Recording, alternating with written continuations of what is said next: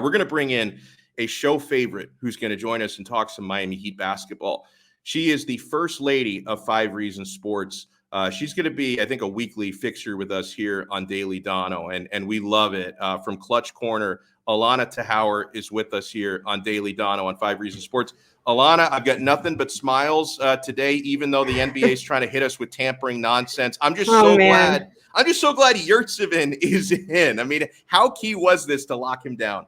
No, I think the fact that fans were as excited as they were tells us everything. It would have been such a mistake not to. I know he's injured right now, or at least not playing. He didn't play yesterday, but fans should be super hyped. We got a good one in him, and I'm not surprised because we always find diamonds in the rough. Yeah, no, totally. And okay, I want to segue into this quote unquote tampering stuff. And to be fair to the story, I know the word tampering is getting thrown around. Ira Winderman tweeted out yesterday. He said, to clarify, the Heat are not being investigated for quote unquote tampering, but for gun jumping over the timing of the Lowry move. He says he's been told process almost assuredly will not unwind the acquisition, but could involve draft pick, fines, sanctions. Expectation of process, he says, is a couple of weeks at least. So it's going to be a while before we get some resolution. But Allana, this whole gun jumping thing is ridiculous to me. So if the Heat had waited a couple more hours, then it would have been okay. And also, I think they already had the framework of this deal together with Toronto going back to the trade deadline last year. So I don't think a lot of work had to be done to complete this.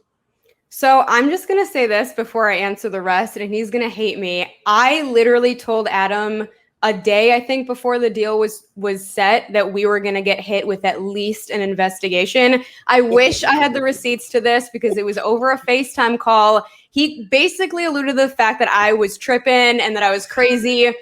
I called it, and I'm sorry I was right, but I just had a feeling there was too much talk about it beforehand. I also, to be honest, people love to hate on the Heat. It's just become a thing. I think it's been a thing since the start, but I think it got worse during the Big Three era.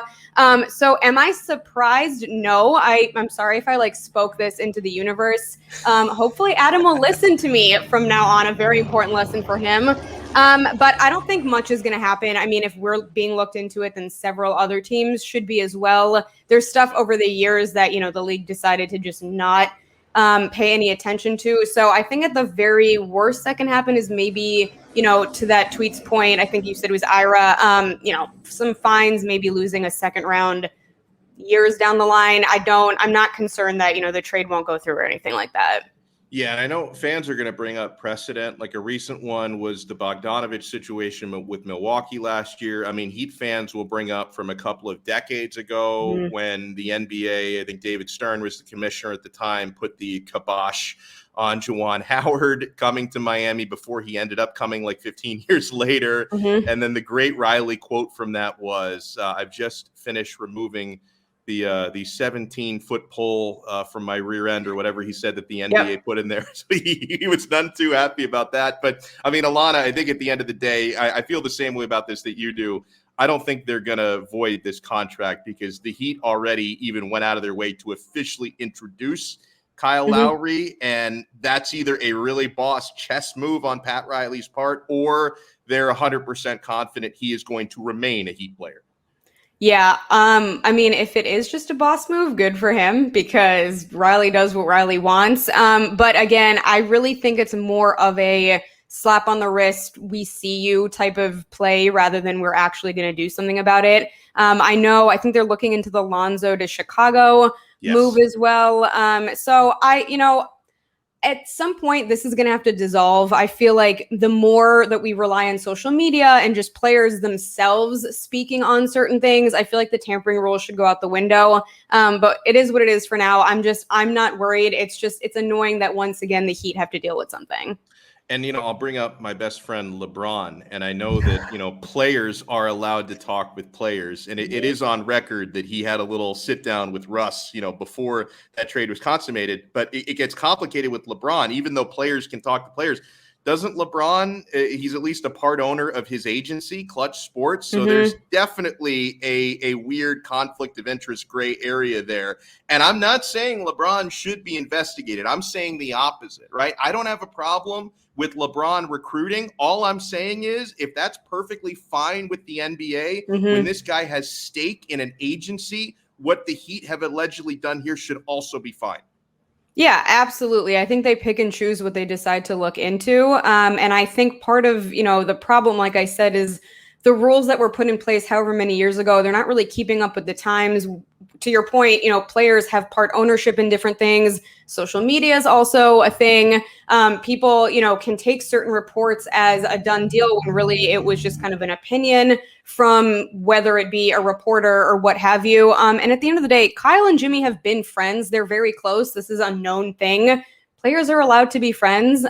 So I don't know. I find this very annoying. I think Adam Silver should kind of reconstruct that rule or just abolish it altogether. But Heat fans are having fun with it on Twitter. So, hey, it's more content for us, I guess. That is very true. I would love, by the way, your reaction to something Ethan Skolnick tweeted out from the 5 Reasons Sports account. Yeah, and I'm sure he knew that this would spark conversation on this network and even other networks, right?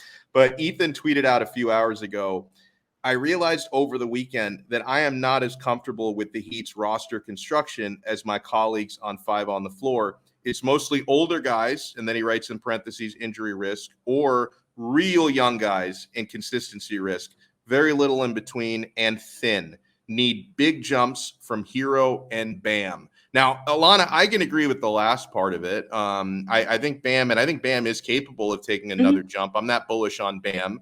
I have more of a love-hate relationship with Tyler Hero. Sometimes I really question, whether he could be an elite player or just a six-man, like a really good six-man type. But like that part is taken. You do need some of these younger ascending players to make jumps. But at the same time, I love the construction, Allana, because even though the Heat have brought in some age, I mean, the biggest move was Kyle Lowry, who's 35. They're bringing in age, yes, but I think Lowry is still elite, the same way Jimmy Butler in his early 30s is elite.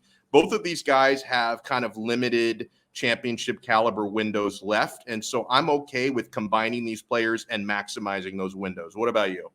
Yeah, absolutely. He actually, before tweeting that, kind of started talking in our, private Twitter thread for the Heat side of things. And I literally was like, this is not the negativity I need on a Monday morning, Ethan. I definitely don't agree with him. I'm super excited on this roster. I think there are going to be voids. I think it's going to take time for chemistry to build. You can't overlook the age. It exists. It's something to be aware of. But at the same time, I think fans have a lot to be excited about. I think obviously defensively, we're going to be a powerhouse. I think we have gritty, tough guys, which it very much goes hand in hand with the Heat's identity. He's definitely right about Bam and Tyler, but I think that would have been the case regardless of who we brought on. So I actually quote tweeted him right before jumping on here, basically saying that the rest of the network's opinions do not need to go hand in hand with Boss Man's, because a lot of us don't agree with him. So, I don't know if Ethan just woke up and had this come to moment this morning. But no, I definitely don't agree. And hopefully he's wrong. Now, listen, as far as injury risks go, I would, of course, throw out the name Victor Oladipo. And, the last time that you and I spoke was before the Heat made that deal to keep him. By the way, this helicopter keeps circling me. I feel like Ray Liotta. We're coming to get you today. Yeah, no, I feel like Ray Liotta in that scene in Goodfellas where he's all on the cocaine, which I'm not, by the way. I want to make that clear. But he's all paranoid on the cocaine, and he's like, bro, I swear that the feds are there's this helicopter that keeps turning up. And then he's thinking, oh, it's probably nothing. And then it turns out, no, the feds were in fact watching. Yeah, I am Donno Escobar right now. Maybe they're coming after Ethan's take because it was so bad. I don't know. They're using you as a conduit for it. So I hope this chopper finds whoever that they're looking for, man. But, let me bring it back to Oladipo. Now, I took a massive L when Riley re-signed him. And I say I took an L because Riley was right. I mean, at the price that they got him, which is a minimum prove-it deal, there is virtually zero risk in bringing Oladipo back for another year audition. Now, obviously, that is a player that carries injury risk and may not even be healthy enough to play until midway through the year. But, Allana, was that the right move by the Heat? Because even though I criticized it beforehand, I see no downside after they actually got it done. Yeah, I don't either, as much as I hate to say it, because Michael and I fight about this almost daily, both on and offline. And I would love to keep opposing him. But no, it was absolutely the right call to do it at such a low cost. You basically, it's low risk and potentially high reward. I don't think there's any secret about the fact that the earliest I think they said he'd return is probably January, and it might be a little bit later than that. But for that price and for the fact that while he's injury prone, he is a good guy. He wants to be there. His work ethic is there. So it's really a matter of just, I think, getting his conditioning right, getting, the right set of doctors and the right team around him. So I was not high on bringing him in the first place, but if you can bring him back at this cost, it's absolutely the right move. So now that we've had a chance, I think the dust has settled another week since we last spoke. How bullish are you on the Heat's prospects of contending for a championship this coming season? Where do you think they're going to fall in the pecking order of the East? So I see them coming in third in the East. I think Philly is definitely fallen off. The Celtics are struggling. I don't really see, guys like Toronto doing too much. So I have them kind of in after the Nets and the Bucks. Do I think they're title contenders right now? No, I still think the Lakers have this locked down, and I will continue to say this. I've been saying this since last season, actually, but I don't think we're done making moves, and I would be shocked if this team looks the same after the trade deadline as well. I love it. Great stuff here by Allana Tachaur. You want to make sure you follow her on Twitter. Those watching can see the handle. Those listening, it is Allana Tachaur on Twitter. And, of course, feel free to interact with her Miami Heat stuff to your heart's content. Allana, thank you so much. And when's your next stream coming on? When are we going to see you next year on the network? Well, Michael and I are actually recording an exciting episode of Feel the Heat tonight, which will be out tomorrow. And then I believe Clutch Corner is returning this Thursday night. So we're going to solidify the time there. But thank you for having me as always, and I'm happy to come on.